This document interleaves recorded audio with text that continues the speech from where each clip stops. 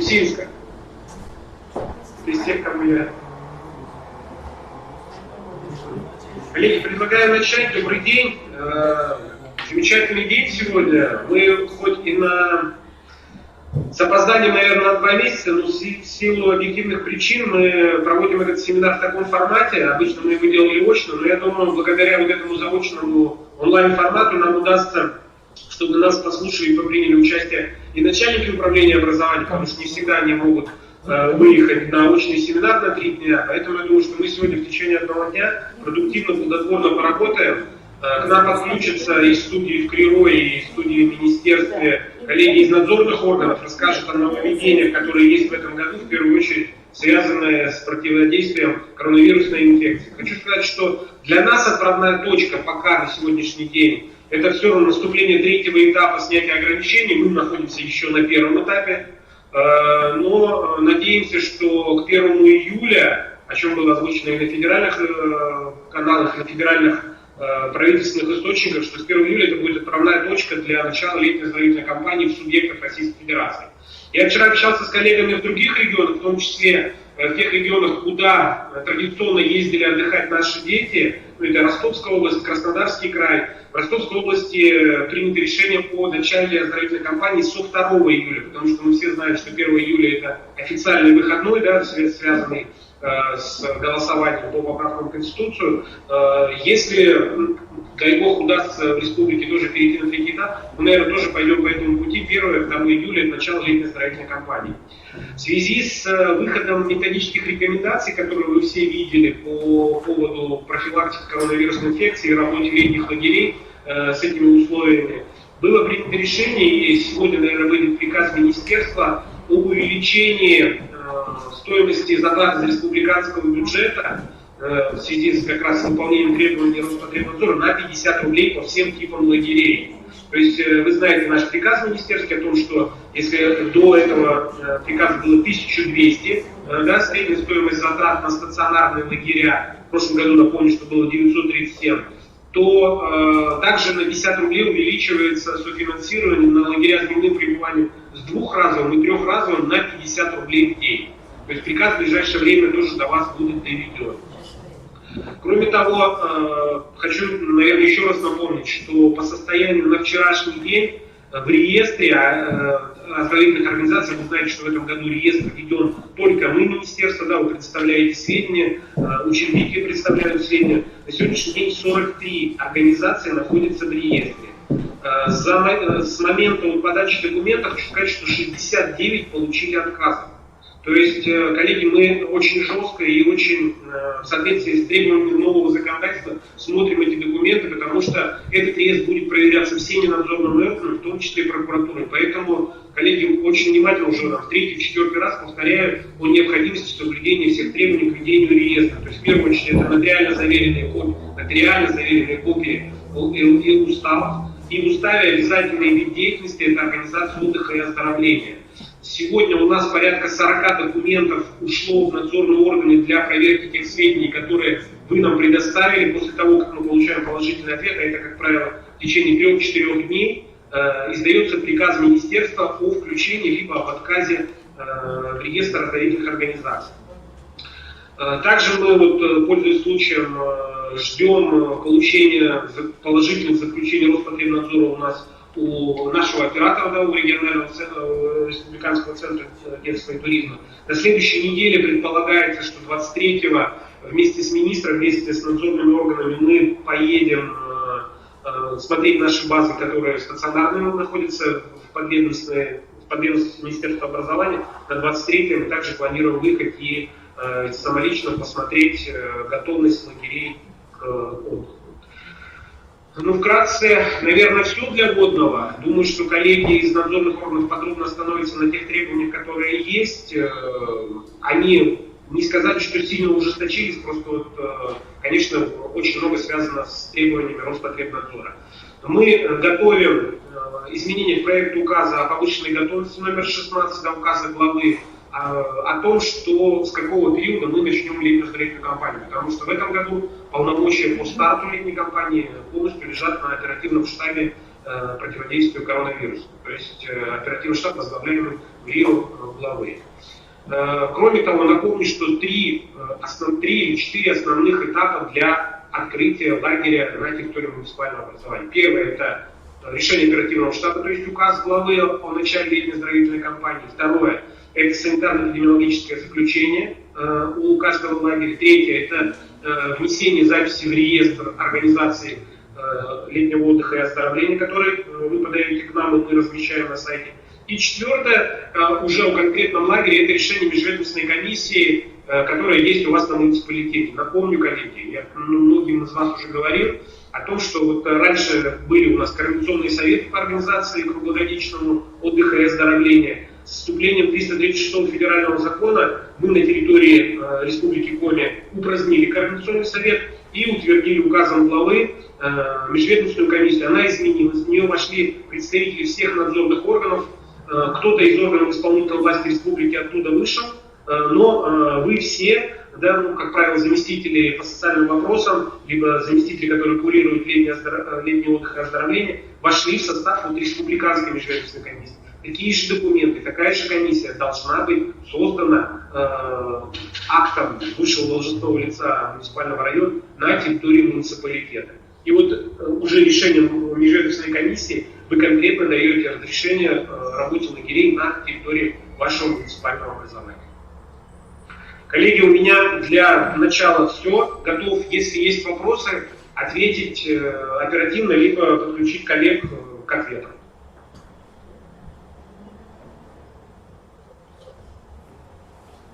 Ну, раз вопросов нету, модератором, насколько я понимаю, нашей встречи будут две замечательные женщины, Владимировна и Галина Владимировна, да, из студии в Криро. Поэтому предлагаю перейти к повестке уже по программе, по заявленным спикерам. Вот, Галина Владимировна, тогда вам слово. Успешной нам всем работы. Мы на связи и работаем с вами, можно сказать, в круглосуточном режиме.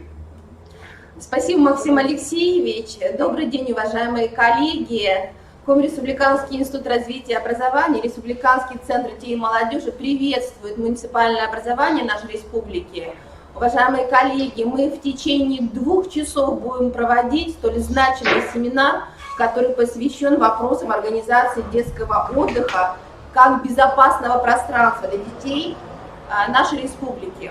Уважаемые коллеги, я хочу вас проинформировать, что сегодня мы ведем прямую трансляцию. К нам подключаются педагоги из образовательных организаций. На сайте нашего института в разделе «Видеозал» вы можете сейчас, уважаемые коллеги, в онлайн-режиме включаться в наш семинар-совещание. Также, уважаемые коллеги, данная запись в течение 2 недель тоже будет в офлайн-режиме доступна для педагогов Республики Коми. Уважаемые коллеги, в течение 2 часов мы работаем в онлайн-режиме. Вы можете задавать вопросы после выступления каждого спикера, а также мы можем продолжить отвечать на вопросы в режиме чата. Уважаемые коллеги, такая возможность есть у педагогов, которые не подключаются в режиме ВКС. Уважаемые коллеги, мы очень рады, что сегодня Нина Владимировна будет являться модератором столь важного семинара совещания. Все профессиональные установки и задачи будут обозначены. И, конечно, мы очень рады, что с нами в онлайн-студии сегодня работают представители надзорных органов и те, кто обозначит требования к организации детского отдыха. Уважаемые коллеги, Коми Республиканский институт развития и образования продолжает работу по экспертизе программ детского отдыха.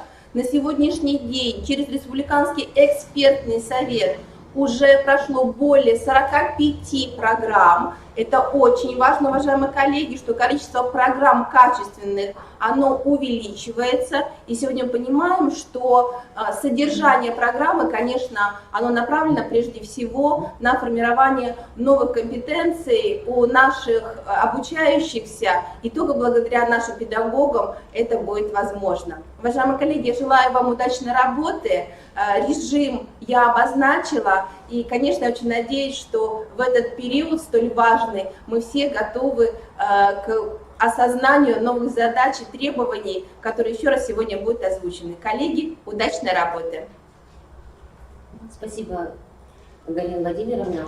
Здравствуйте, уважаемые коллеги. Значит, Галина Владимировна обозначила, что время у нас ограничено, поэтому в рамках той программы, которая размещена и на сайте КРИРО, и на сайте Республиканского центра детей и молодежи, мы с вами сегодня организуем работу. Я сразу же предоставляю слово начальнику отдела комплексной безопасности и информации Министерства образования, науки и молодежной политики Республики Коми Быстровой Виктории Александровне. Пожалуйста, Виктория Алексеевна.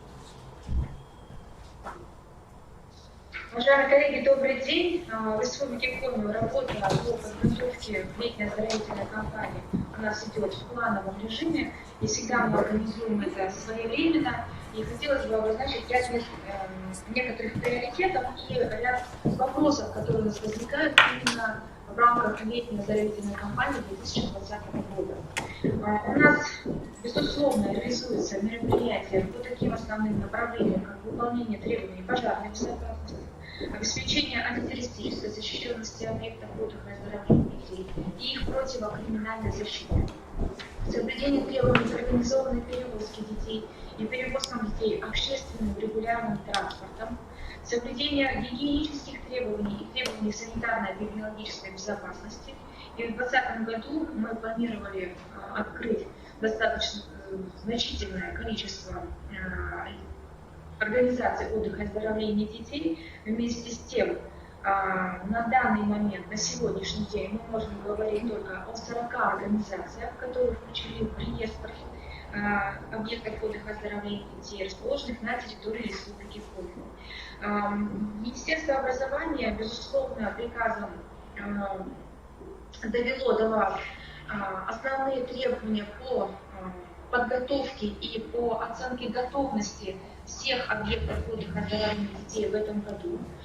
Безусловно, мы говорим о том, что сегодня мы должны приложить максимум усилий для того, чтобы 100% организаций, которые мы заявляли, они были готовы для того, чтобы в любой момент, когда будет это возможным, мы приступили именно к летней оздоровительной кампании 2020 года.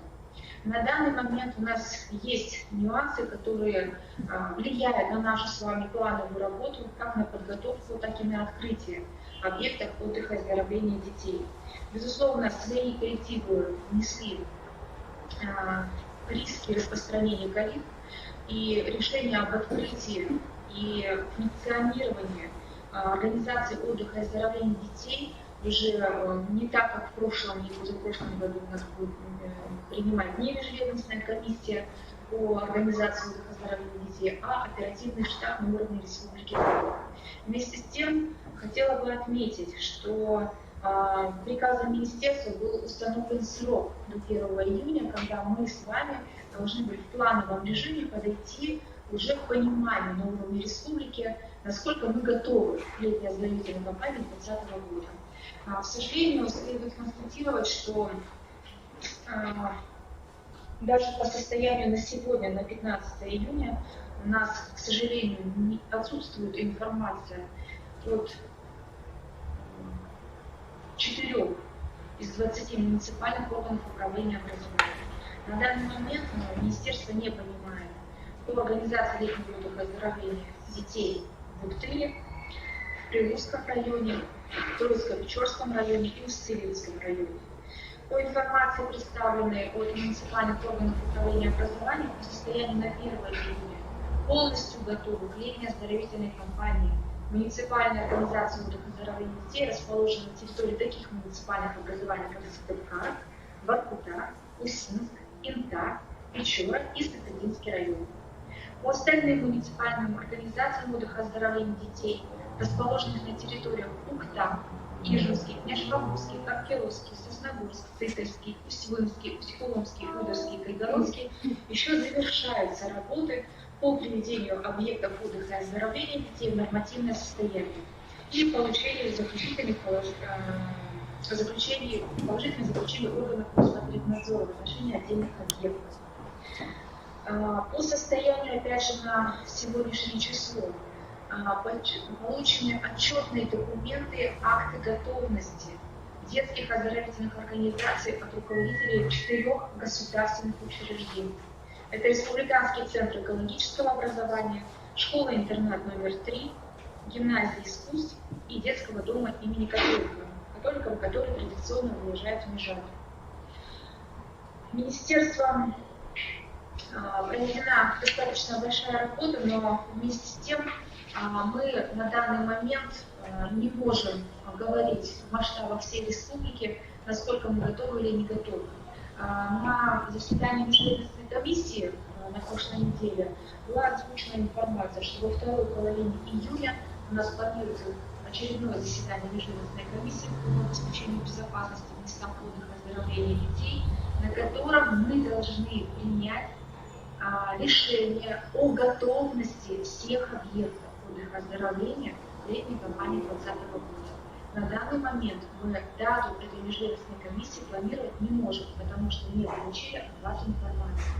В этой связи мы просим повторно до 20 июня направить в адрес секретаря межведомственной комиссии информацию о готовности к летней оздоровительной кампании муниципальных организаций отдыха и оздоровления детей, расположенных на территории всех муниципальных образований, за исключением Сыктывкара, Воркуты, Усинска, Инты, Печоры и Сократинского района. Все остальные районы и городские округа мы просим, если даже ранее была направлена промежуточная информация, направить в наш адрес итоговую информацию о том, каким образом сейчас обстоит ситуация, насколько готовы, насколько подписаны акты готовности, есть ли положительное заключение Роспотребнадзора, ну и так дальше. То есть в акте готовности, в принципе, все положения, все пункты у нас учтены. И на данный момент, учитывая, что у нас вообще никакой информации не приходило от Вуктыла, Прилузского, Троицко-Печорского и Усть-Илимского района, мы просим эти муниципалитеты отдельно рассмотреть этот вопрос на заседании своих муниципальных межведомственных комиссий о том, что информация даже не была представлена. Ну и мы еще раз повторяем, что обеспечение безопасности наших детей в период летней оздоровительной кампании – это наша самая главная задача. И я хотела бы сказать еще, что речь идет не только о летней оздоровительной кампании. У нас уже сейчас начались случаи гибели детей от различных причин. У нас второй ребенок утонул, 2 буквально погибло на пожар. Поэтому мы просим подключиться образовательные организации, мы просим подключиться администрации всех населенных пунктов к тому, чтобы организовать контроль за занятостью и нахождением детей в опасной ситуации. Администрации сельских поселений, они все прекрасно знают, где находятся места купания, где скапливаются дети, куда они входят в лес. Все прекрасно знают. Необходимо организовать вот такой вот контроль, может быть, какие-то рейдовые мероприятия, подключиться всем, потому что только МВД действительно своими силами здесь не справится. А мы с вами знаем, где наши дети обычно проводят свое время. Очень просим организовать такую работу и ждем от вас информацию. Мы со своей стороны на следующей неделе планируем посетить наши государственные объекты и посмотреть их на предмет готовности. Вас просим посмотреть свои муниципальные объекты, для того, чтобы мы с вами могли принять взвешенное решение на заседании межведомственной комиссии по обеспечению безопасности в местах отдыха и оздоровления детей, ну, я думаю, где-то в конце июля. Благодарю за внимание, готова ответить на вопросы. Спасибо большое, Виктория Александровна. Есть ли вопросы у коллег?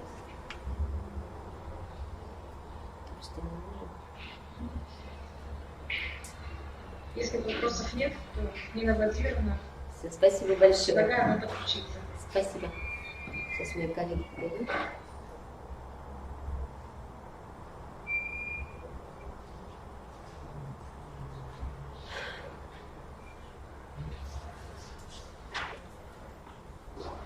Я так понимаю, следующий вопрос у нас связан с медицинским сопровождением. Слышно? Слышат?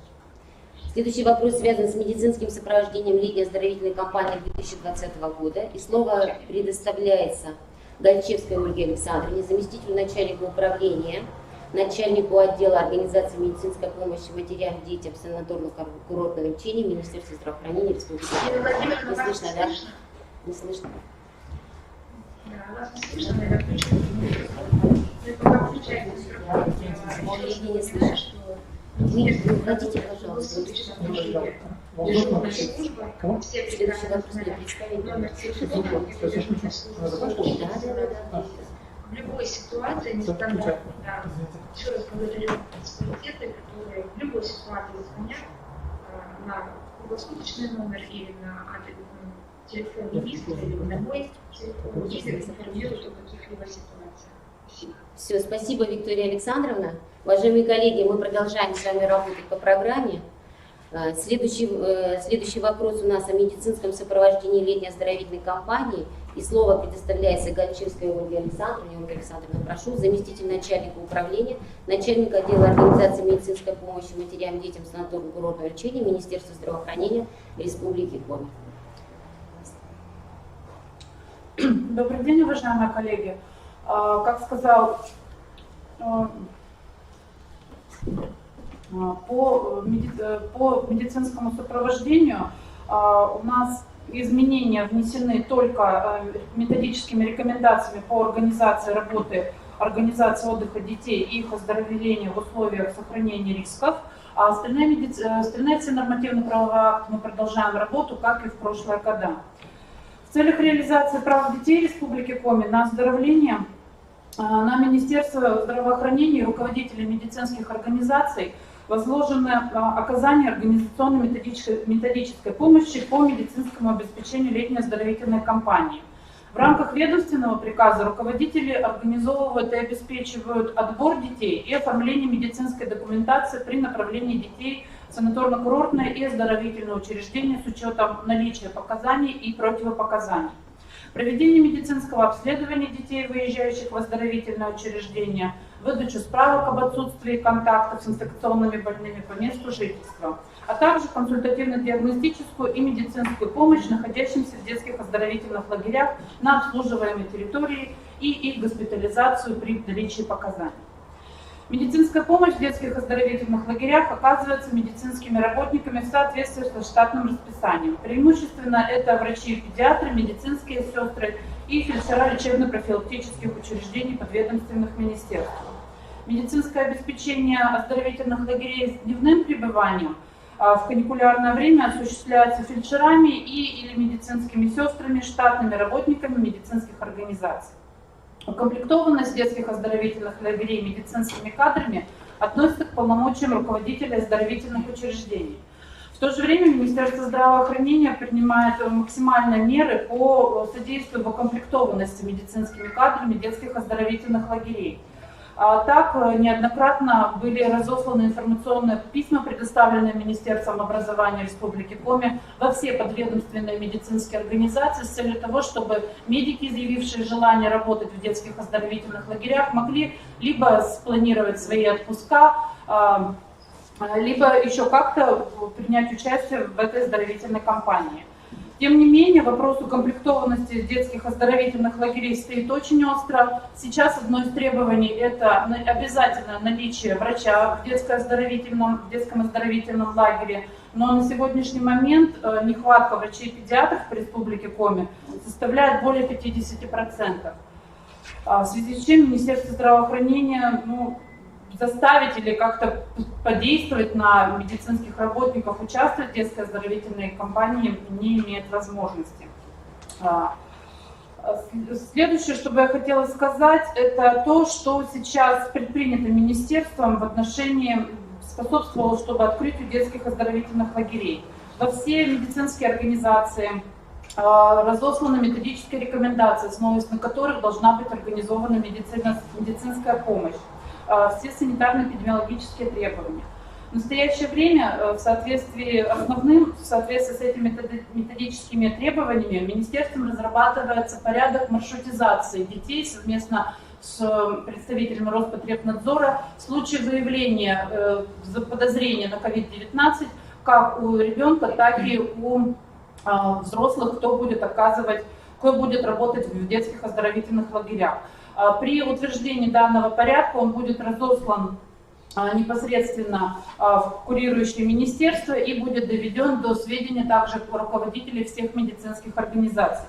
Руководителям медицинских организаций рекомендовано также максимально уделить внимание по взаимодействию с руководителями детских оздоровительных лагерей. В части будет рекомендовано это наличие телефонной связи непосредственно с самим руководителем, с медицинскими работниками, оказывающими помощь детям, непосредственно в тех медицинских учреждениях, на территории которых будут располагаться детские оздоровительные лагеря. В связи с тем, что допуск к работе персонала в стационарные детские оздоровительные лагеря будет осуществляться при наличии иммуноферментного анализа на наличие антител COVID-19.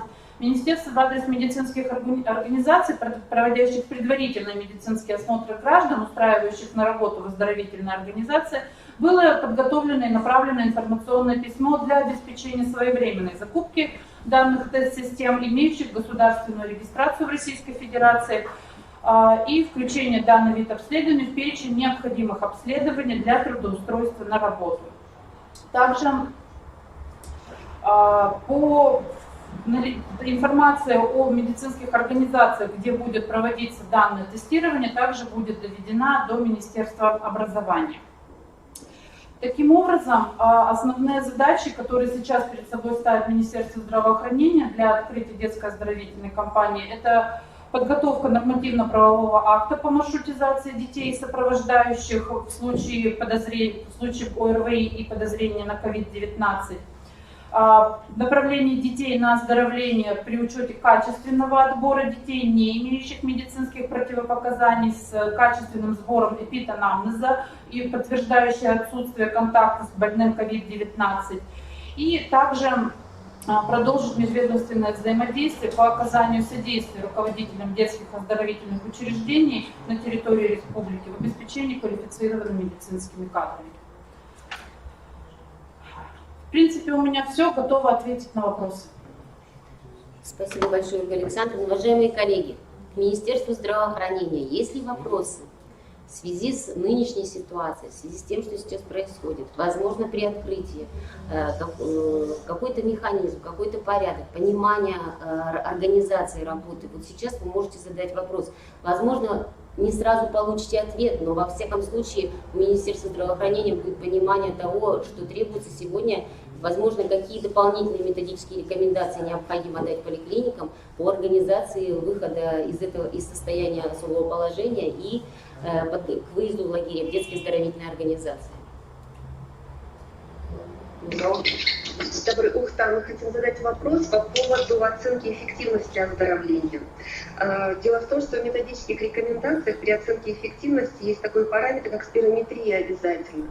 На сегодняшний день в детскую поликлинику у нас не могут подъехать, но вопрос они передали. Возможно ли исключить в условиях резких распространений ковида?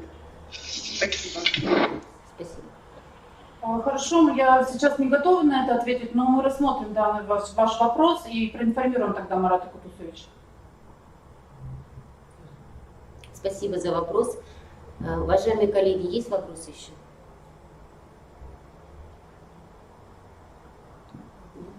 Нет вопросов, да? Ольга Александровна, Можно вопрос? Да, пожалуйста. Книжпогост, доброе утро. Скажите, пожалуйста, термометрию утреннюю кто должен все-таки производить? Медицинский сотрудник, либо закрепленный воспитатель? Это на усмотрение руководителя оздоровительного лагеря. То есть особых требований о том, Нет. что должен осуществлять медицинский сотрудник, нет? Нет, в методических рекомендациях указано только на проведение термометрии. Кем не оговаривается. Спасибо. Спасибо за вопрос. Есть ли еще вопросы? Ольга Александровна. Добрый день. Можно вопрос еще? Да, пожалуйста. Пожалуйста, говорите. У нас стационарный лагерь есть, и 30 детей мы планируем там охватить. Нам тоже нужно 2 медработника. Обязательно. Обязательно тоже. Спасибо. Спасибо большое.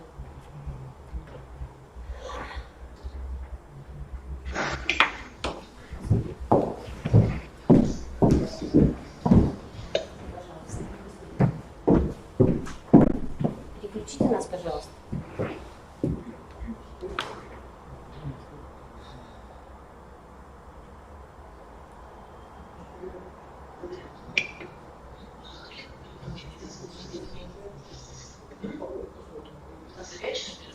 Уважаемые коллеги, есть ли вопросы еще к Министерству здравоохранения? Все, вопросов нет. Ольга Александровна, спасибо большое. Я приглашаю Винницкую Татьяну Анатольевну, главного специалиста-эксперта отдела санитарного надзора Управления Федеральной службы по надзору в сфере защиты прав потребителей и благополучия человека по Республике Коми.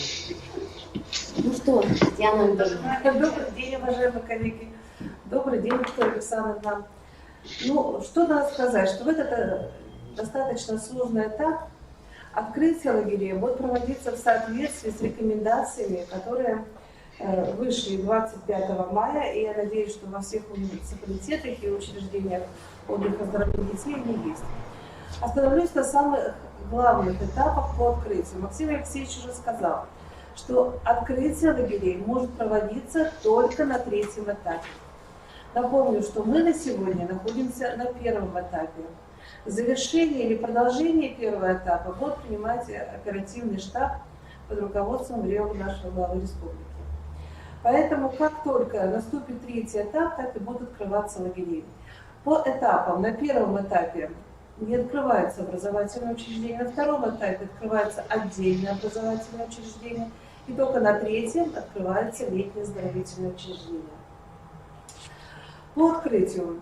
Все летние оздоровительные организации открываются на основании санитарно-эпидемиологического заключения. В нашем заключении, что важно посмотреть для открытия? Указывается во всех заключениях количество детей. Мы пишем смену до 80, допустим. Да?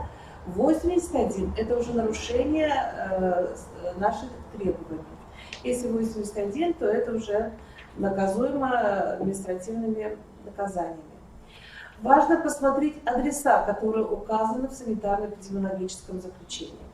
Если, допустим, указано Пионерская, 18, а ваш лагерь будет находиться по адресам, допустим, Пионерская, 18, Комсомольская, 21, то это уже тоже нарушение требований наших правил. Вы находитесь только там, в тех адресах, которые указаны в заключении. Если ситуация меняется, то вы подаете снова заявку в АВБУС. Наши специалисты выходят, пишут экспертное заключение, которое отправляется с вашим заключением к нам, и мы выписываем повторно с теми адресами, которые вам необходимы. То есть санитарно-эпидемиологическое заключение внимательно посмотрите по количеству детей и по адресам, которые указаны. Перед открытием каждой смены летнего учреждения проводится генеральная уборка. Генеральная уборка проводится с применением ДС-средств, которые разрешены для каждого вида деятельности. Они должны иметь свой сертификат и сопроводительную документацию, что они могут использоваться в общественных местах и для обработки этих помещений. При входе в здание, в туалетах, на пищеблоках устанавливаются антисептики дозаторные для того, чтобы обрабатывать руки. Ежедневно проводится утренний фильтр с обязательной термометрией, бесконтактных термометров и детей, и сотрудников. Если выявляются больные дети, то вызываются законные представители или родители и скорая помощь. И дальше в соответствии с маршрутизацией, которая будет утверждена Министерством здравоохранения. В организации ежедневно через каждые 5 часов проводится влажная уборка с применением ДС-средств, еще напоминаю, которые разрешены. Не надо применять во многих учреждениях, почему-то очень любят до сих пор применять белизну. Это не разрешенное ДС-средство. Есть специальные средства, которые применяются при обработке помещения. Кто ходит в перчатках и в маске? Это работники пищеблока, это технический персонал, и медицинские работники. Вот эти 3 категории сотрудников, они постоянно ходят в масках и в перчатках. На сегодня в лагерях с дневным пребыванием для детей и работников образовательных, это вожатые воспитатели, пока это требование не распространяется. Питьевой режим. Только дозаторная вода с одноразовыми стаканами. Питьевые фонтанчики на период пандемии пока не работают, потому что есть тубус, который дети могут обсасывать. Поэтому только дозаторная вода, дозаторная установка и одноразовые стаканчики. Значит, по санузлам. Санузлы обеспечиваются постоянно мылом, туалетной бумагой, повторюсь, еще с антисептики, которые дозаторные. С учетом требований, все мероприятия в основном должны организовываться на улице. По обеззараживанию воздуха устанавливаются установки, которые должны работать в присутствии детей. Где они должны устанавливаться? Там, где массовое скопление детей. Это при входе, где вестибюль школы, обязательно обеденный зал. Если мероприятия планируются в какие-то в актовом зале, допустим, какие-то занятия дополнительного образования, в кабинетах, где количество детей больше 25, там должны обязательно устанавливаться установки по бактерицидному обеззараживанию воздуха, которые могут работать в присутствии детей. Для открытия лагерей мы рекомендуем не комплектовать отряды по 25 детей. Достаточно это много. На сегодня вы должны обеспечить дистанцию в учебных кабинетах. Дети должны сидеть в шахматном порядке. И расстояние должно быть не менее 1 метра. Поэтому отряды по 25 детей ни в одно учебный кабинет не войдет. Отряды максимально, я так предполагаю, они должны быть 12-15 человек. Учебных кабинетов в образовательном учреждении достаточно много, и кабинеты должны эксплуатироваться с тем количеством детей, которые можно посадить. В обеденном зале количество столов должно с учетом таким, что садится за стол 1-2 ребенка. Расстояние между обеденными столами тоже не менее метра. Дистанцирование мы обеспечиваем на всех этапах.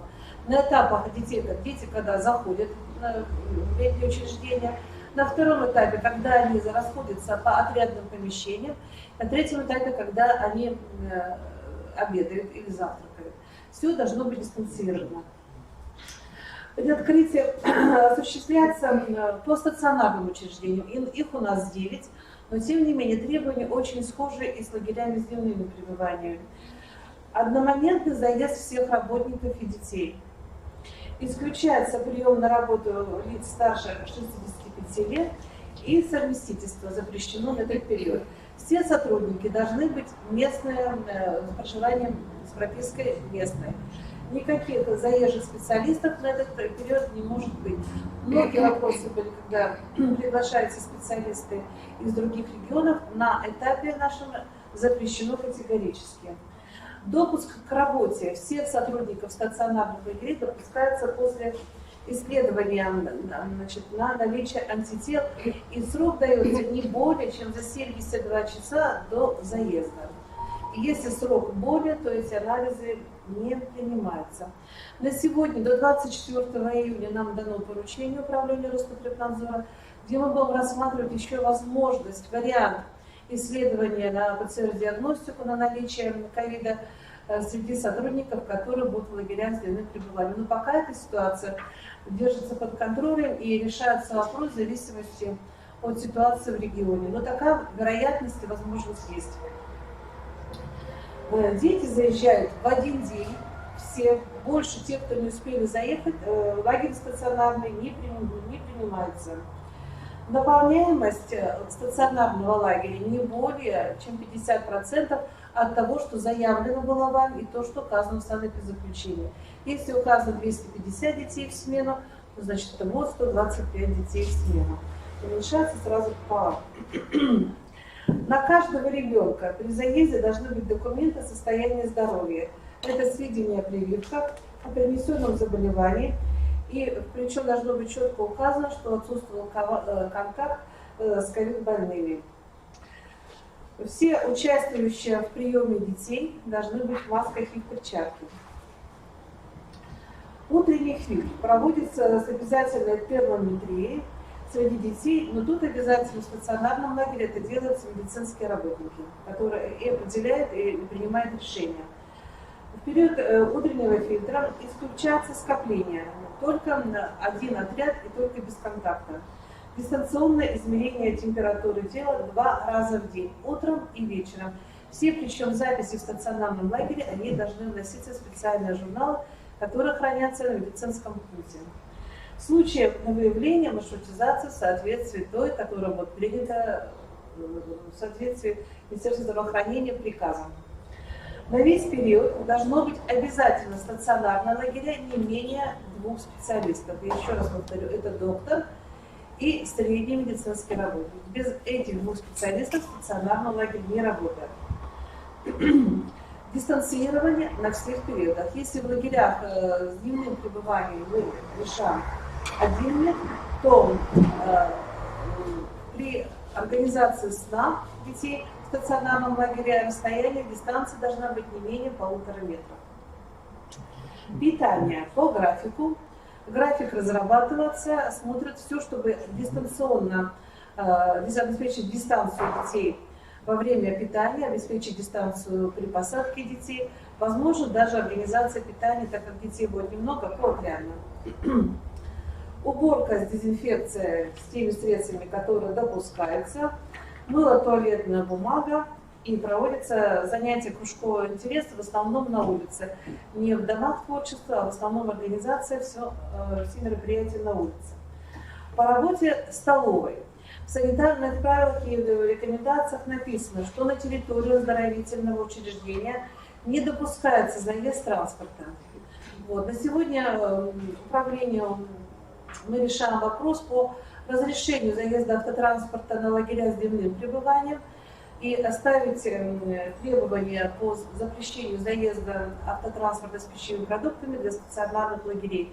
Если это требование останется, то должна быть обязательно около территории оборудована специальная площадка для выгруза, должны быть лагерями приобретены специальные контейнера и тележки для того, чтобы эти продукты от ворот довозить до пищеблока. Но все это мы попробуем расписать в порядке открытия и эксплуатации лагерей, которые будут приняты на местном уровне. Документы, которые сопроводительные для продуктов, они должны быть обязательно в файлах, для того, чтобы их можно было протереть для средствами обработать специальными асептическими средствами. Экспедитор, сопровождающий продукты при выгрузке продуктов, должен быть в масках и в перчатках. Есть в этих методических рекомендациях есть дополнительные требования к перевозке детей, что если дети перевозятся, то водитель маски и перчатка, обязательно термометрия, обязательно дезинфекция транспортного средства. При высадке детей проводится обязательно проветривание и влажная уборка с средствами перед тем, как дети обратно будут садиться в автотранспорт. По железнодорожным перевозкам, я думаю, говорить еще рано. По перевозкам детей это будет принято обязательно требования дополнительные. И в зависимости от ситуации в регионах, куда будут осуществляться перевозки. На сегодня пока перевозки запрещены категорически даже в пределах нашего региона. По дополнению существуют рекомендации по предприятиям общественного питания.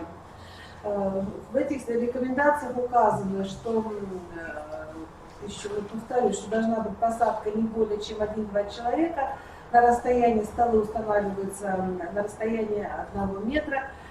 Штат, как сотрудников набрали, так и он работает в течение всей смены.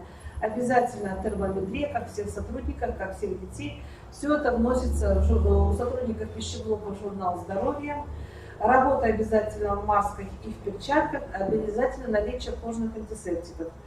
Дезинфекция в конце рабочей смены и после завтрака, и после обеда. Если раньше по санитарным правилам требовала дезинфекция посуды столовой только в конце дня, то сейчас она после каждого приема пищи с той концентрацией, которая требует инструкция по применению. Ну вот, вроде и все необходимые требования. Но я надеюсь, что рекомендации будут в каждом образовательном учреждении, которые вы еще прочитаете, осмыслите, поймете и можете задавать вопросы и в центральное наше управление, и в теротделы по местам. Вопросы? Антон, у меня есть вопрос. Да.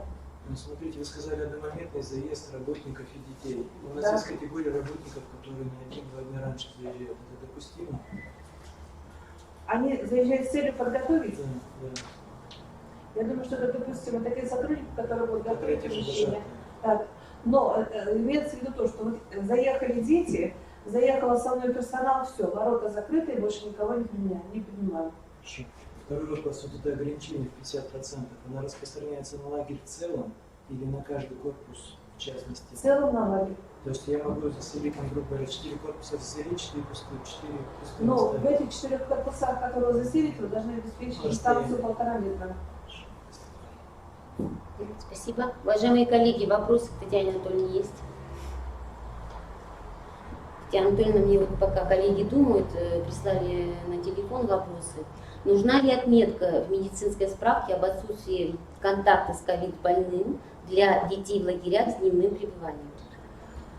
Вы знаете, тут вопрос двоякий. Если это дети школы, это один коллектив, который были, это, я считаю, что не нужно.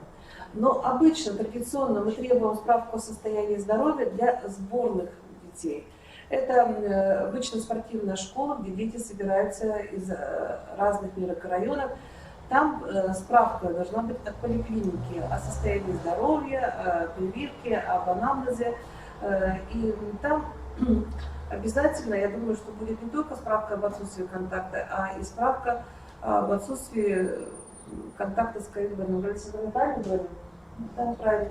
То есть лагерь с дневным пребыванием, если это школа, не будет требоваться. Если это сборный коллектив, ну, допустим, вот «Скала», «Здоровье», спортивная школа, где коллектив собираются разновозрастные из разных микрорайонов. Там будет справка о состоянии здоровья с полным набором всего, плюс ковид, отсутствие контакта по ковиду.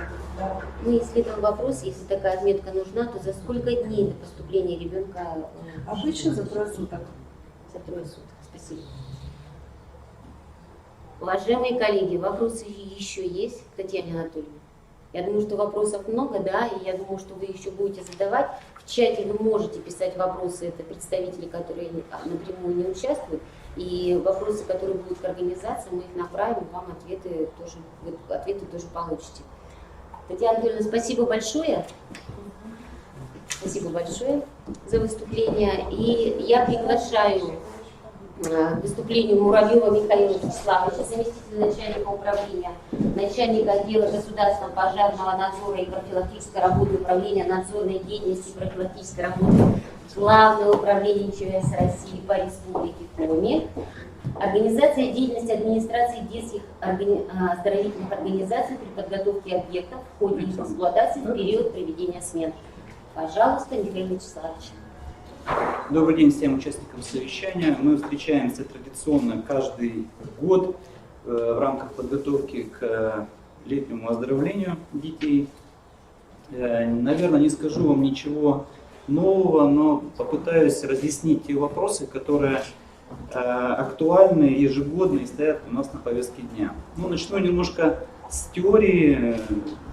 Напомню, что обеспечение пожарной безопасности объектов детского отдыха и оздоровления достигается прежде всего посредством выполнения требований пожарной безопасности, как в процессе подготовки учреждений к эксплуатации, так и в период его функционирования в качестве организации детского отдыха.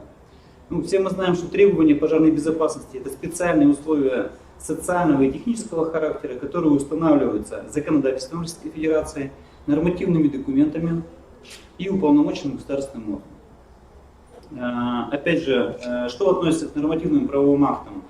Это федеральные законы, всем вам известен федеральный закон, технический регламент о требованиях к пожарной безопасности.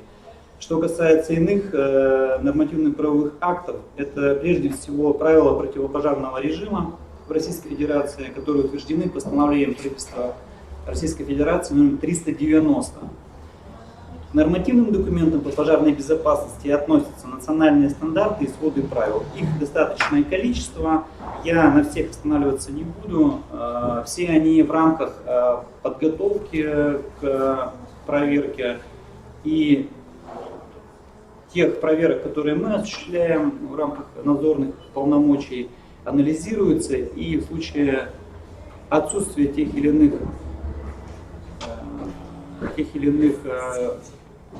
довольного исполнения нормативных требований предлагаются вам для исполнения предписаниями. Кроме того, опять же, дополнительно хочу сказать, что в Республике Коми постановлением правительства от 18 мая текущего года номер 244 на территории населенных пунктов республики с 27 мая установлен особый противопожарный режим, которым предусмотрены дополнительные требования пожарной безопасности, которые в том числе касаются полного запрета на какое-то сжигание мусора, остатков всевозможных, разведение костров, а также использование мангалов в местах общего пользования. Напомню вам, что система обеспечения пожарной безопасности, которая должна иметь каждый объект, включает в себя систему предотвращения пожаров, это тем самым мы исключаем условия возникновения пожара, систему противопожарной защиты, это защита людей и имущества от опасных факторов пожара, и комплекс организационно-технических мероприятий по обеспечению пожарной безопасности. Это так называемый противопожарный режим. Но если вы видите слайды, то в принципе они фактически дублируют мое выступление. Объекты летнего отдыха и оздоровления детей являются объектами категории чрезвычайно высокого риска и ежегодно подлежат плановой проверке в органах государственного пожарного надзора. В текущем году эти проверки в несколько усеченном варианте, в основном они осуществляются с применением дистанционных технологий.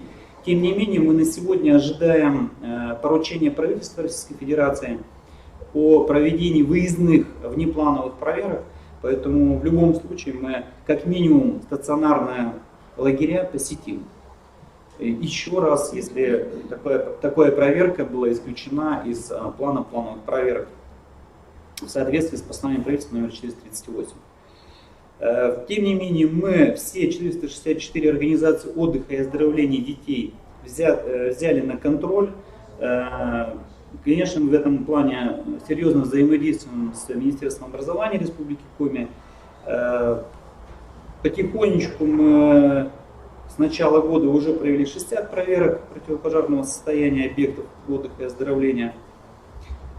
При этом на 21 объекте выявлено более 100 нарушений требований пожарной безопасности, из которых устранено сегодня порядка 40%.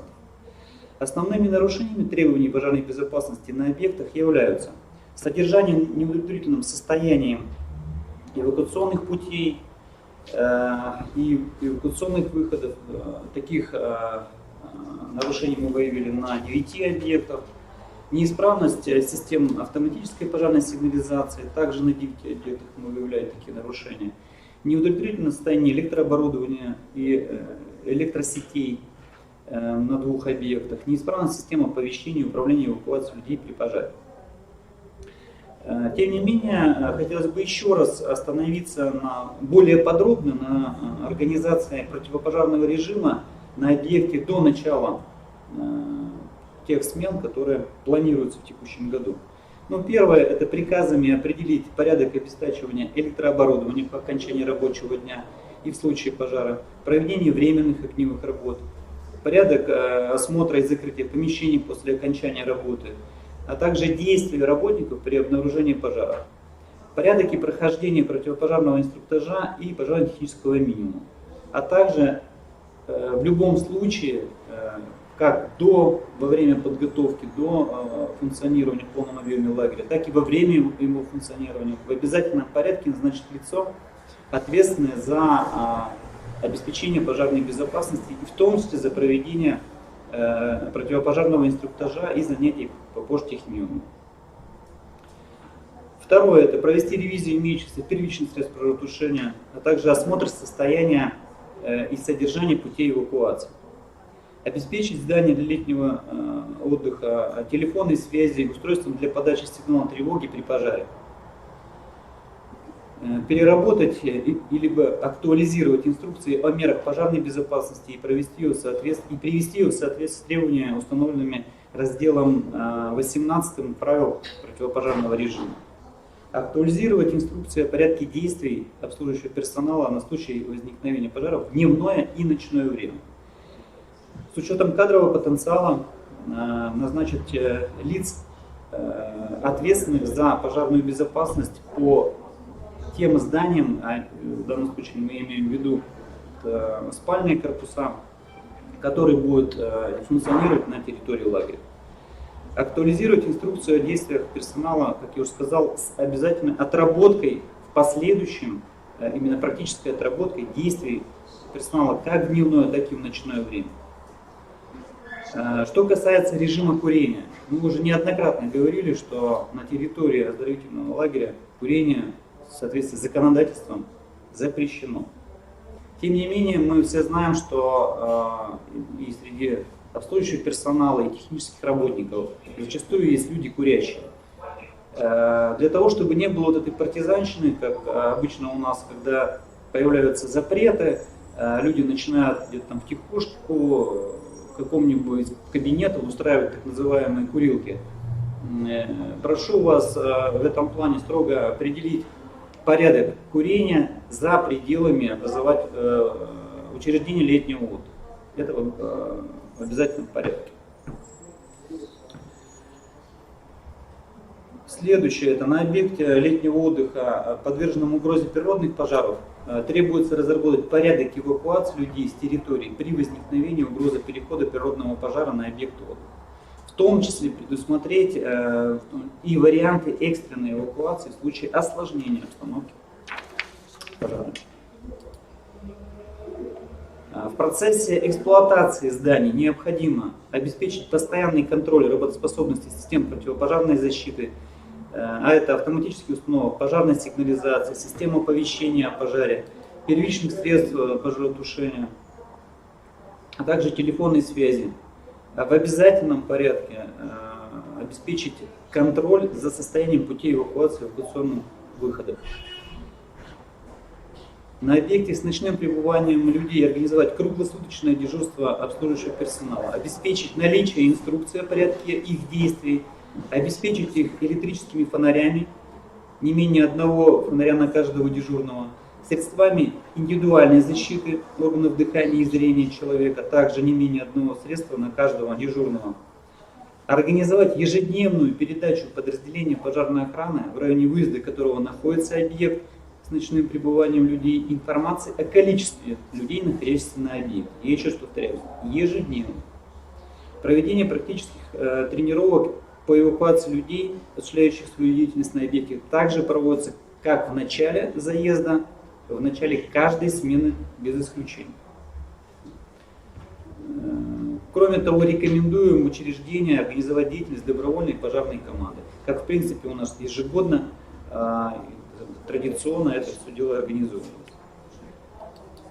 В процессе эксплуатации зданий и помещений, напомню, запрещается использовать чердаки, технические этажи, вент-камеры и другие технические помещения для организации производственных участков, для хранения продукции, оборудования, мебели и других предметов. Запрещается снимать предусмотренные проектной документацией двери эвакуационных выходов из поэтажных коридоров, другие двери, препятствующие распространению опасных факторов пожара. Изменять предусмотренные документации класса функциональной пожарной опасности зданий и сооружений. Запрещается загромождать мебелью, оборудованием и другими предметами эвакуационные пути и двери.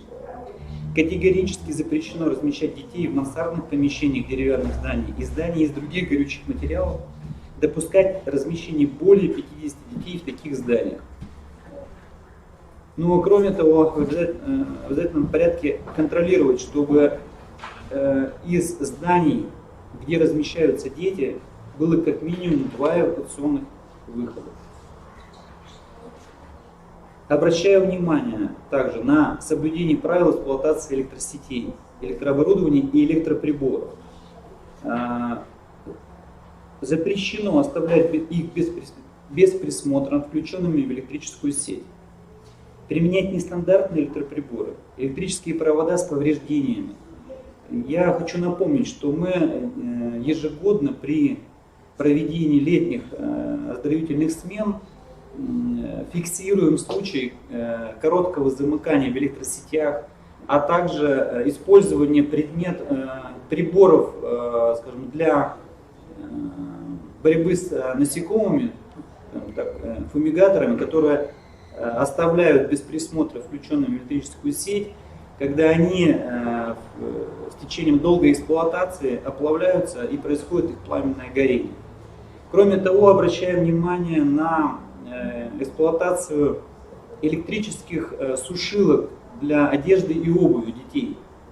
В прошлом и позапрошлом году мы фиксировали короткие замыкания вот такого рода электроприборов, которые вмонтированы в специальные шкафы. В процессе вот этих коротких замыканий происходило задымление помещений для проживания детей. Прошу на это обратить особое внимание. Остановлюсь на порядке действий персонала. При обнаружении пожара либо его признаков. Первое – это сообщить о возникновении пожара в пожарную охрану, поставить в известность руководство и дежурные службы объекта. Незамедлительно задействовать систему противопожарной защиты, я имею в виду автоматическую пожарную сигнализацию и оповещение людей о пожаре. Вывести детей в заранее определенное безопасное место, уточнить посписочное количество эвакуированных детей. При возможности отключить электроэнергию. Встретить подразделение пожарной охраны и пояснить сложившуюся обстановку и кратчайший путь к месту пожара. По возможности принять посильные меры по тушению пожара. Я еще раз говорю, по возможности. Также могу добавить, что мы вместе с вами должны четко и своевременно контролировать работоспособность систем не только обнаружения пожара, я имею в виду систем автоматической пожарной сигнализации, но и систем передачи сигнала о сработке автоматической пожарной сигнализации в подразделение пожарной охраны. На это тоже обращаю особое внимание. Дополнительно сообщаю, что постановлением правительства Российской Федерации 23 апреля текущего года номер 569 внесены изменения в правила противопожарного режима, которыми установлены дополнительные требования пожарной безопасности к лагерям палаточного типа. Фактически на территории республики за последние десятилетия таких лагерей у нас не создается, но тем не менее вот такие изменения в правила считаю необходимым до вас довести. Не буду перечислять все те требования, которые там изложены. Хочу вас сориентировать, что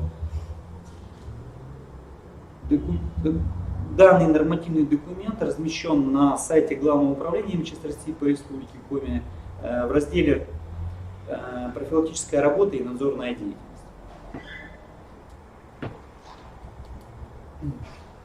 Тем не менее, все консультации по вопросам применения требований в области пожарной безопасности, проведения профилактических мероприятий можно получить как у нас в управлении надзорной деятельности и профилактической работы, так и в отделах надзорной деятельности и профработы в каждом муниципалитете. Все координаты, которые мы на сегодня имеем, обладаем, размещены на официальном сайте нашего главного управления. И кроме того, на страничках территориальных отделов надзорной деятельности в сети интернет. Я имею в виду социальную сеть ВКонтакте. Могу также вам порекомендовать для проведения профилактической работы с детьми в процессе летнего сезона использовать те информационные материалы и нормативные правовые акты, которые мы размещаем как на сайте Главного управления, так и в интернет-сообществах подразделений надзорной деятельности и профилактической работы в социальной сети ВКонтакте. Я хочу вам также доложить, что такая работа профилактическая с детьми, ну и, конечно же, с родителями должна проводиться непрерывно. Жизнь, к сожалению, преподносит нам такие неприятные сюрпризы. Буквально вчера, около 5 часов, произошел пожар в многоквартирном жилом доме в городе Воркуте. Горение было зафиксировано непосредственно в квартире. При этом горение как раз таки было зафиксировано в предметах мебели. В результате пожара погибло 2 несовершеннолетних детей, девочка 2014 года рождения и мальчик 2016 года рождения. При этом родители, могу всем сказать, что находились в состоянии алкогольного опьянения и также с травмами госпитализированы в больницу. Вот как мы видим, последствия как самого пожара — это всего лишь повреждение предметов мебели на 4 квадратных метров, но вот последствия такие вот ужасные как раз таки говорят о том, что ту работу, которую мы с вами вместе проводим в рамках профилактики пожаров и гибели и травмирования детей, она необходима и должна производиться непрерывно, постоянно. И кроме того, все мы являемся специалистами в той или иной области. Вы в области все-таки образовательного процесса и можете более детально, более доступно довести до детей те основные требования пожарной безопасности, которые у нас на сегодня существуют, и которые все-таки приведут к предупреждению пожара. У меня все, готов ответить на вопросы. Спасибо большое, Михаил Вячеславович. Уважаемые коллеги, есть вопросы к Михаилу Вячеславовичу? Непонятно. Просто обсуждаем, да, в зале, понятно.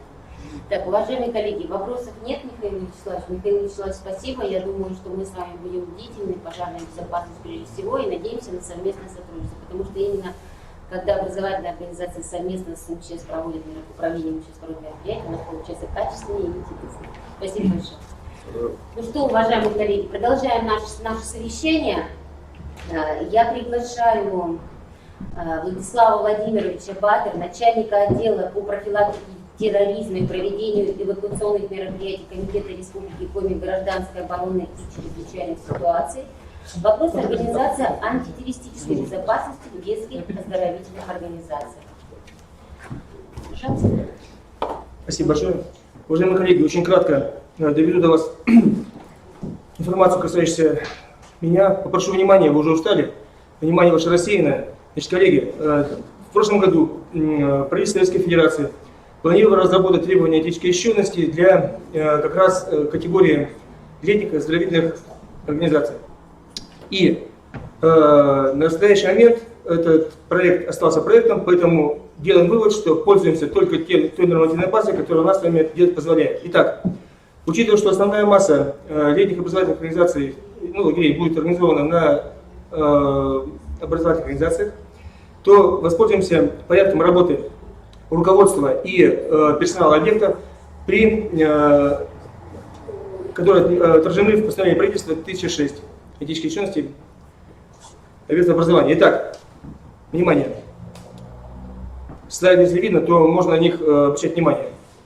Итак, в случае угрозы террористического акта, получения информации анонимной или реальной, неважно какой, работник объекта, внимание, это персонал объекта.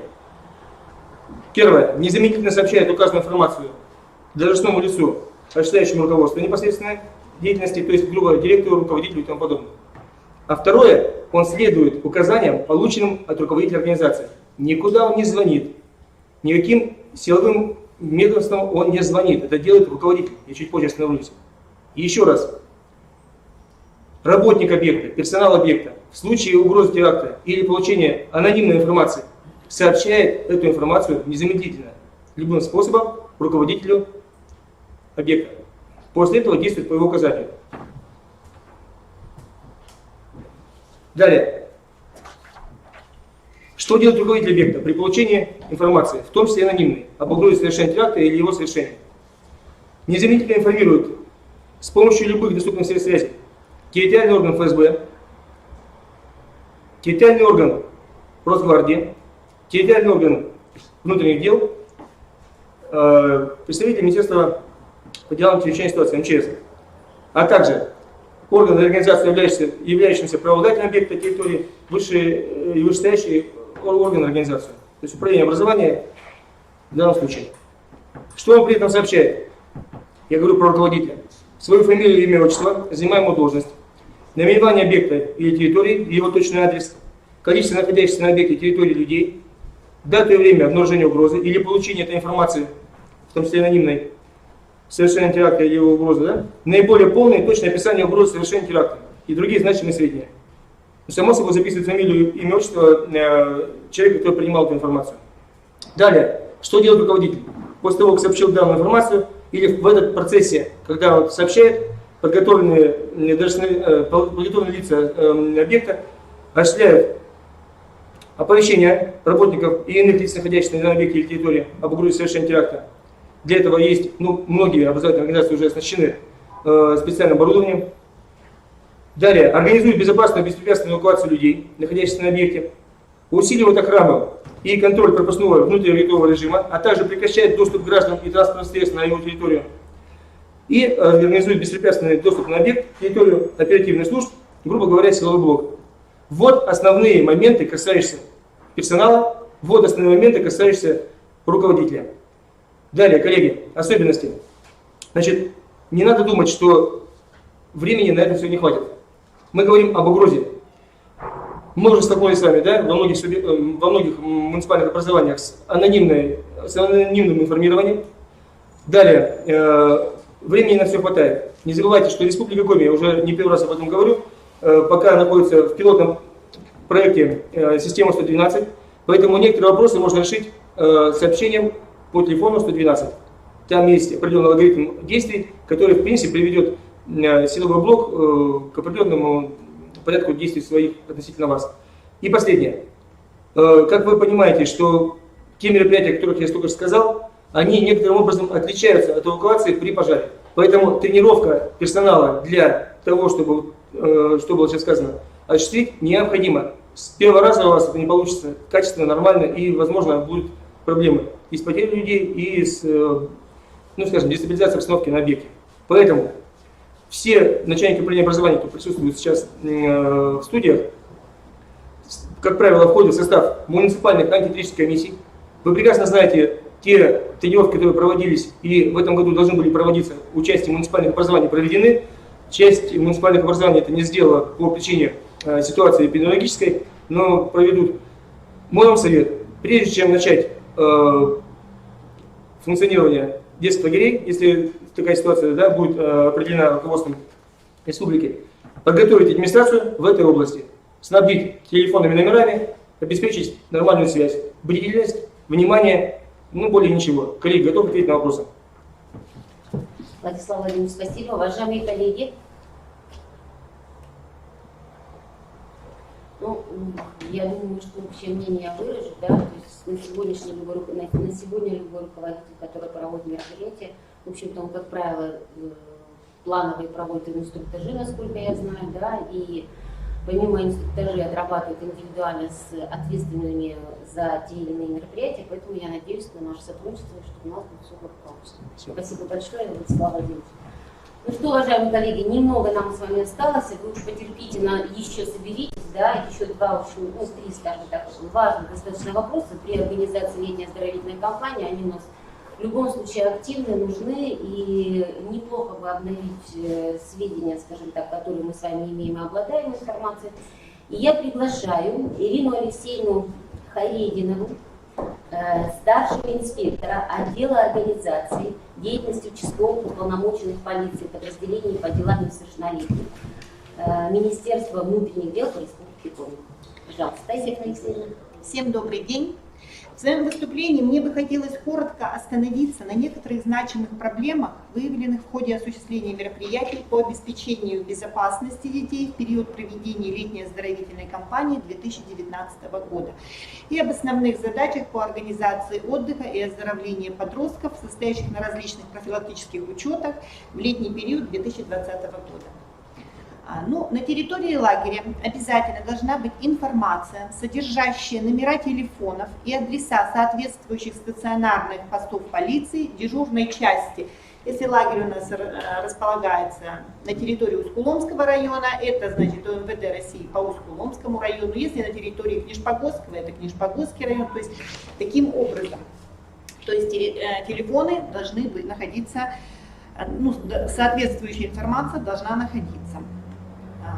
Дальше, значит, обращая на пропускной режим на территорию лагеря, ни один человек не должен пройти на территорию лагеря без предоставления документов и разрешения администрации. Так, руководители детского оздоровительного лагеря должны владеть информацией количества по штату воспитателей и вожатых и в наличии. В случае их нехватки незамедлительно решать вопрос. Дети без присмотра оставаться у нас не должны ни в коем случае. В списках отдыхающих должны быть в обязательном порядке указаны сведения о том, состоит ли отдыхающий на учете и какой вид учета в подразделениях по делам несовершеннолетних. Данная информация необходима для организации профилактической работы с данной категорией несовершеннолетних. Руководителям лагерей должна быть проведена работа с администрациями, значит, с продавцами тех магазинов, которые находятся, близлежащие магазины, о недопустимости продажи алкогольной и табачной продукции несовершеннолетних. Значит, статья 14.53 Кодекса об административных правонарушениях – это несоблюдение ограничений и нарушений запретов в сфере торговли табачной продукцией и табачными изделиями. Ну и статья 14.16 Кодекса – нарушение правил продажи этилового спирта, алкогольной и спиртосодержащей продукции. Были у нас такие случаи, когда несовершеннолетним покупали работники лагеря у нас спиртные напитки. В свою очередь наказываем за вовлечение в потребление спиртных напитков, за то, что дети находились в состоянии алкогольного опьянения, составляются административные протоколы. Ну и, соответственно, идет вопрос о постановке, ставился вопрос о постановке на учет. То есть 4 несовершеннолетних, которые у нас в этом были замечены, поставлены были на учет. Дальше, значит, обо всех фактах чрезвычайных происшествий незамедлительно сообщать в полицию. Вожатые воспитатели должны докладывать, значит, информацию руководителю детского оздоровительного лагеря, а те, в свою очередь, в полицию. Это что может быть такое? Самовольные уходы, нанесение побоев, кражи, то есть любое противоправное деяние. Чтобы у нас не было такого, что ребенок приезжает домой, говорит о том, что в отношении него было совершено какое-либо преступное посягательство, а при этом ребенок говорит, что я об этом говорил и вожатым, и воспитателям, однако на меня просто махнули рукой. В летний период 2019 года у нас, значит, на территории детских оздоровительных лагерях было выявлено 6, так скажем, сообщений, которые действительно, таких, как говорится, что в отношении детей были противоправные деяния. Это значит, у нас было 3 самовольных ухода и одно административное правонарушение, совершенное сотрудником лагеря, и 2 у нас было это по краже, однако один факт у нас не подтвердился. Хочу обратить ваше внимание, конечно, на работу с теми несовершеннолетними, которые состоят у нас на учете. Очень они у нас все такие сложные ребята, не мне вам рассказывать, наверное, об этом, но хочется обратить внимание, чтобы вы на каждого ребенка обращали свое внимание. Видите, что ребенок ходит сам не свой, постоянно плачет, так позвоните родителям, сообщите им об этом, может, заберут детей, ребенка, потому что и до суицидальных попыток у нас тоже доходило. То есть на любого ребенка нужно обращать внимание. Пришли, например, в столовую, обед, ребенка нет, мы не ищем его, ничего, а в итоге получается только когда вечером, когда ложимся спать, у нас опять этого ребенка снова нет, и мы сообщаем в полицию, что ребенок совершил самовольную уход. То есть по каждому факту вот такому, пожалуйста, сообщайте в полицию, и вам, как говорится, проще, легче, и нам легче сразу найти по горячим следам. Ну, еще хочется сказать, что у нас на сегодняшний день ситуация по потреблению несовершеннолетними, психоактивных веществ, наркотических веществ, это, пожалуйста, одурманивающих веществ. Также обращайте внимание, что делают наши дети. Видите, что у нас ребенок какой-то неадекватный, но при этом у него и снюсы могут быть обнаружены, и на свае. То есть, пожалуйста, тоже сообщайте обо всех таких вот чрезвычайных происшествиях. На территории детского оздоровительного лагеря «Чайка» у нас будет работать 2 смены, 2 профильные смены с нашими несовершеннолетними. То есть хоть как-то будут заняты. Спасибо большое, уважаемые коллеги. Есть ли перед Алексеем вопрос? К нашему, так сказать, блоку системы МВД, где мы с вами дружно сотрудничаем, достаточно активно все в течение учебного года, и в летнюю кампанию, и в летний период мы с вами сотрудничаем. Ну, наверное, в продолжении Ирины Алексеевны, я думаю, что у меня Любовь Олеговна здесь поддержана, здесь тоже рядышком находится, вы ее видите. Хотелось бы попросить вас, что когда вы формируете списки и направляете ребят в детские оздоровительные организации, указывали категорию, возможно, делали какие-то ссылки, потому что при организации работы, когда ребята совещают детские оздоровительные организации, мы должны знать их особенности, для того, чтобы качественно организовать работу в детском оздоровительном лагере, чтобы предусмотреть различные ситуации негативные, которые могут быть, или последствия этих негативных ситуаций, или угрозы для жизни детей. То есть не потому, что мы хотели бы это видеть, мы хотели бы, чтобы это было прозрачно. Это просьба обращения ко всем муниципальным образованиям и специалистам, которые формируют списки и направляют нам, особенно в разделе, в графе категория детей. Если можно сделать какую-то ссылку и уточнения какие-то по данным детям, пожалуйста, делайте. Это будет в помощь тем вожатым воспитателям, руководителям детских оздоровительных организаций при организации мероприятий. Особенно вот в тот период, когда в данный момент сейчас будут определенные ограничения, если эта организация, при летней оздоровительной кампании и будет она организована, то хотелось бы, чтобы нам хватило силы и, скажем так, и профессионализма, чтобы в детских оздоровительных лагерях у нас было больше положительных эмоций. И вот именно этот фактор имеет в том числе тоже значение. Спасибо большое. Есть ли вопросы еще к Ирине Алексеевне? Нет, вопросов больше нет. Да? Спасибо большое, Ирина Алексеевна, огромное спасибо. Надеюсь на сотрудничество. Я предоставляю слово Сергею Вениаминовичу Гуляеву, начальнику отдела УГИБДД по Республике Коми.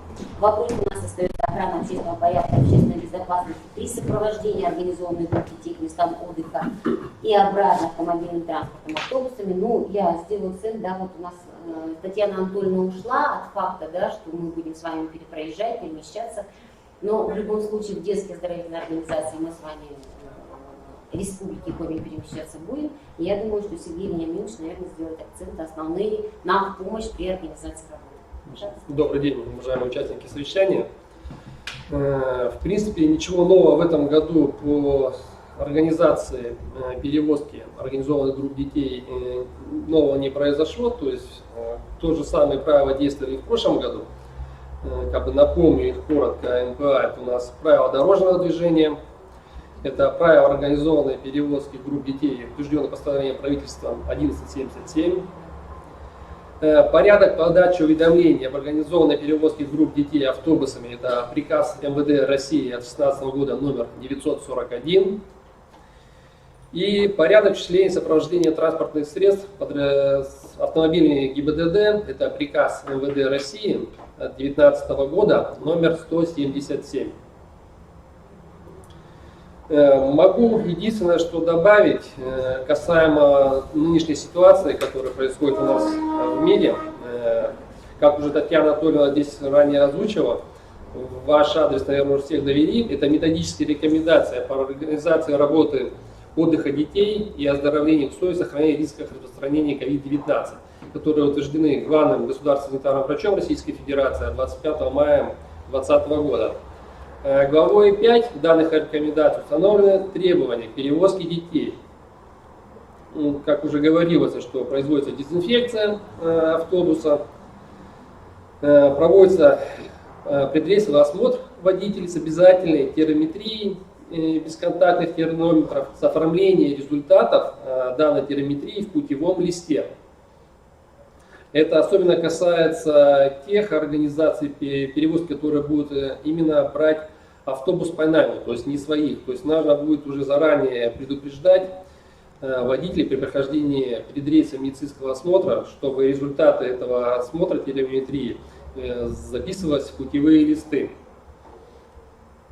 Ну, соответственно, водитель, сопровождающие лица должны находиться в автобусе в масках,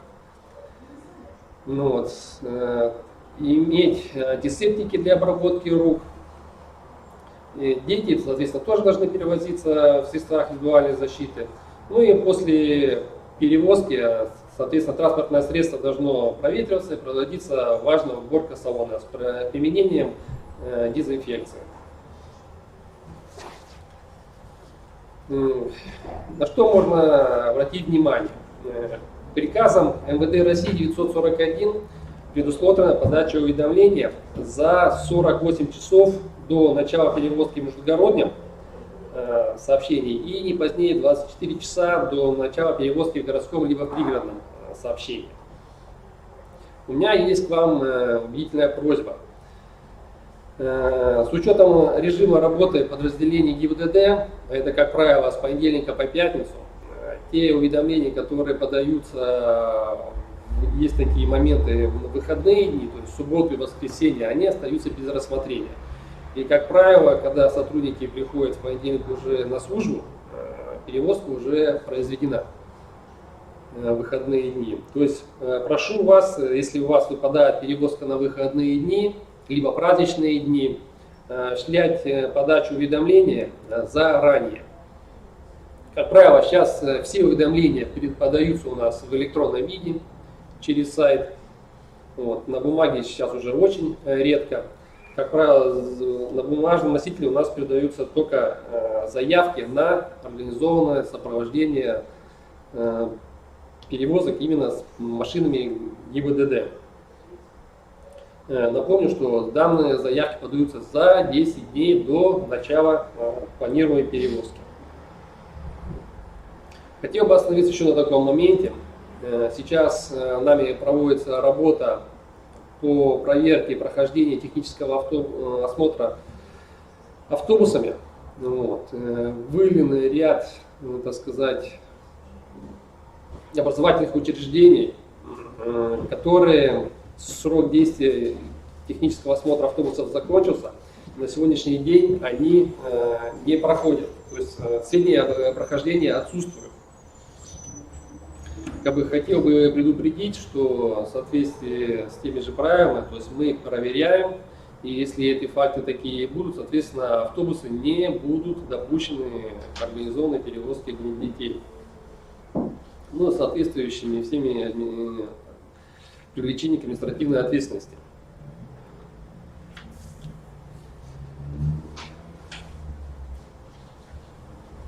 Как я уже сказал, вот буквально с начала этого месяца, да, было подано 10 уведомлений на перевозку групп детей.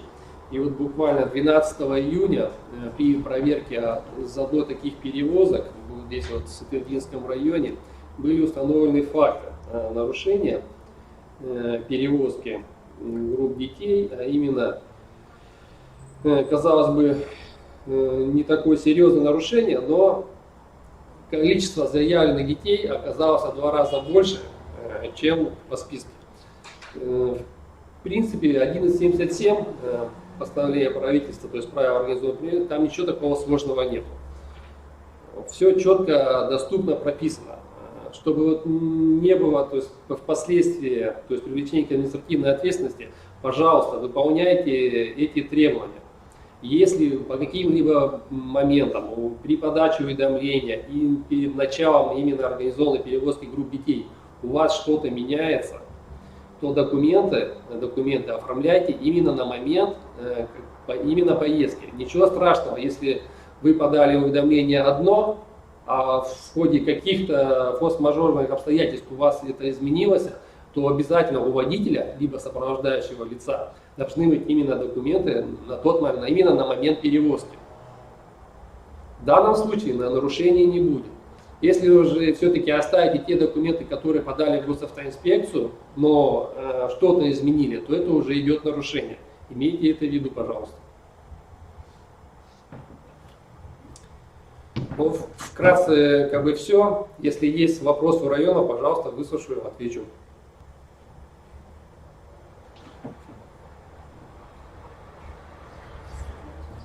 Уважаемые коллеги, есть ли вопросы к Сергею Вениаминовичу?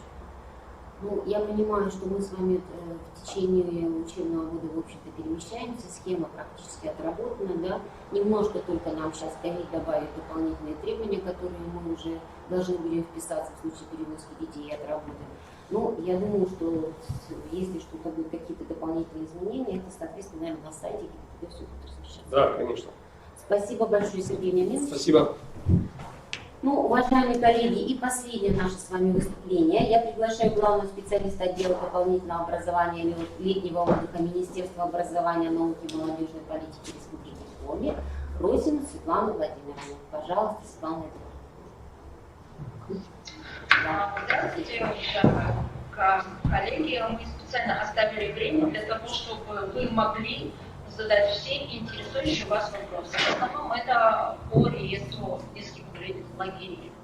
Я готова вас выслушать, обсудить. Пожалуйста, задавайте. Потому что по реестру детских оздоровительных учреждений уже неоднократно информация до вас доводилась в письменном виде, устно. Поэтому сейчас в режиме диалога предлагаю вам проработать. Слушаю ваши вопросы.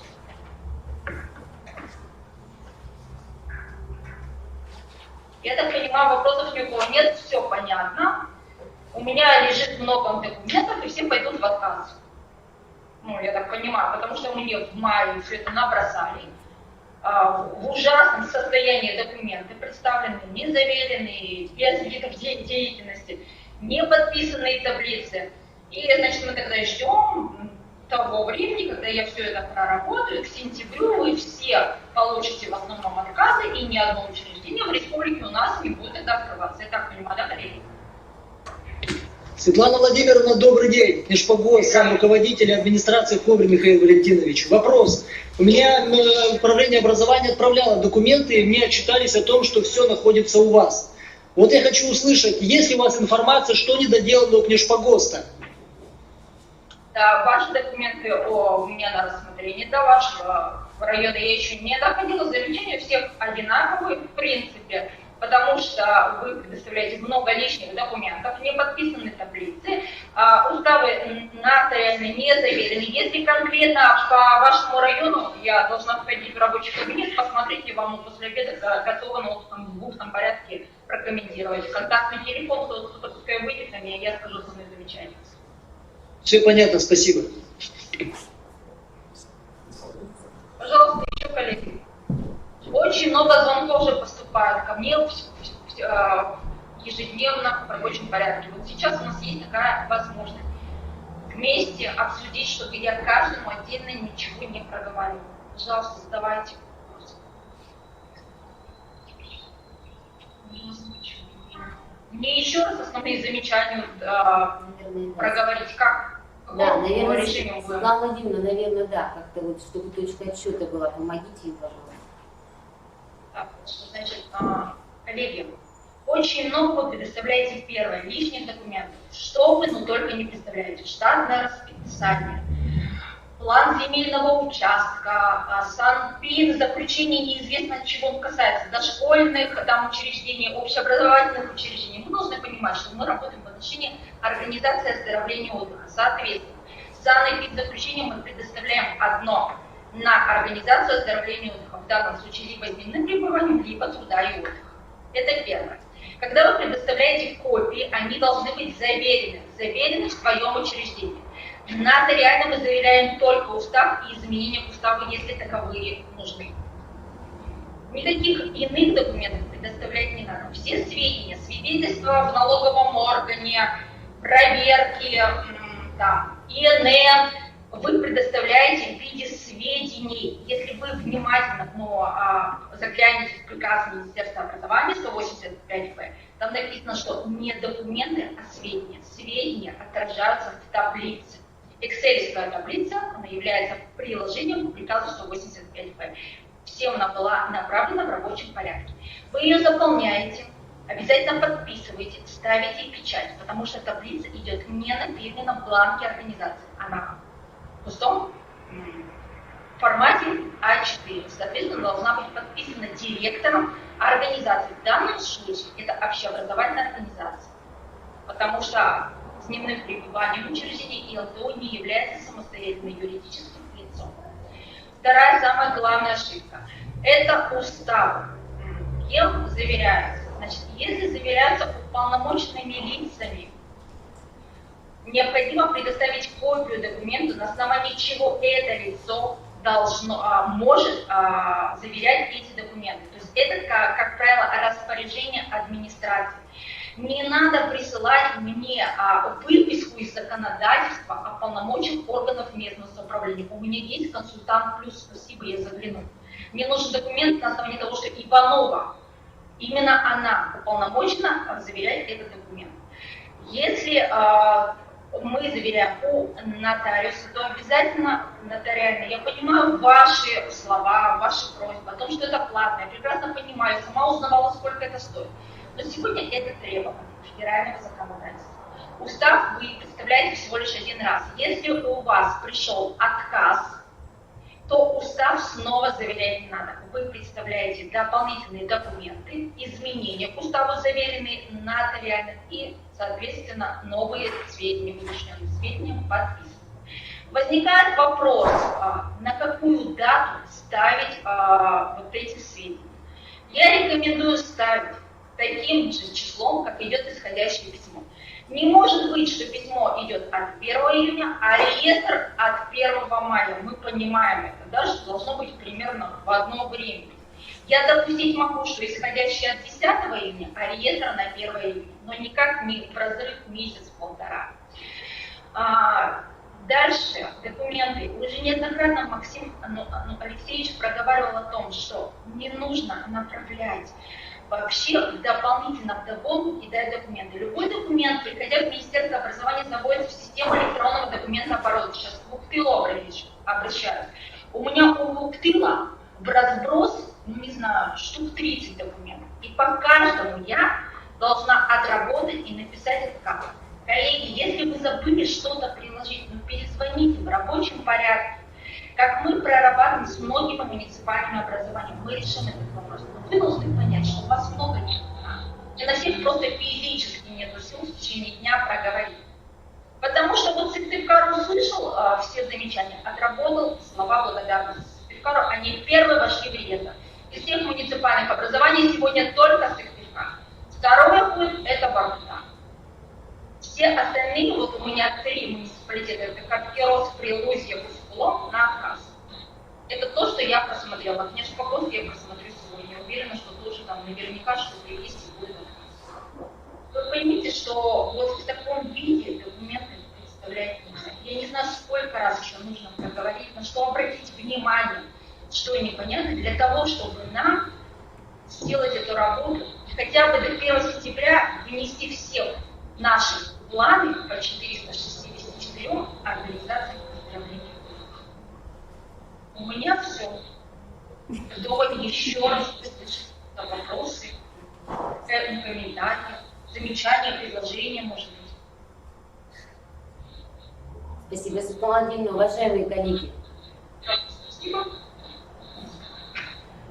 Вопросов нет, поэтому заканчиваем. Понятно. Спасибо большое, Светлана Владимировна. Уважаемые коллеги, мы с вами подходим к завершению нашего мероприятия. Спасибо большое за участие в данном мероприятии. Значит, информация, я правильно говорю, да, будет вся записана на YouTube и размещена на YouTube Криро, я все правильно говорю, да? Криро, и мы ссылку постараемся сделать в Центр детей и молодежи, чтобы у нас можно было воспользоваться и сайтом одного учреждения, другого, возможно, кто-то захочет еще раз прослушать, еще раз посмотреть. Я хотела бы вам сказать, я понимаю, что вы сегодня все ждали сроки, вы хотели все сегодня услышать какой-то конкретики, я прекрасно это понимаю. Но на сегодня, к сожалению, сроки у нас не установлены. Конкретика, все у нас абстрактно в тех методических рекомендациях, которые есть, мы все готовимся.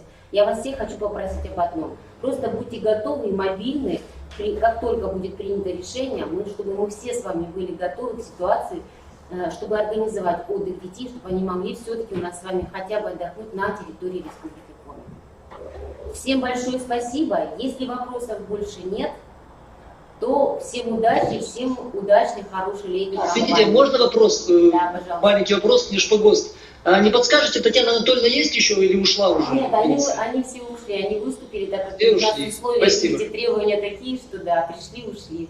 Все ушли. Если есть вопросы, можете в письменном виде написать, мы еще раз направим мы постараемся вам ответить. Ну, из того, что можно, то есть ситуация, которая есть, чтобы мы могли ответить. Но еще раз говорю, ситуация для всех очень погранична, в том числе и для Татьяны Анатольевны. Вот сейчас конкретно сказать все, что вы хотите услышать, ей это сделать невозможно, потому что сегодня нету, как вы сами понимаете, четких принятых решений. Поэтому они стараются, они пытаются подстроиться под ситуацию и возможности организовать летнюю кампанию у нас в республике хотя бы. Но мы готовы не только на летнюю кампанию республики, мы готовы на кампанию за пределы Республики Коми. Все зависит от того, насколько нам это позволит ситуация. Еще вопросы, уважаемые коллеги, есть? Все, тогда всем спасибо, огромное спасибо за работу. И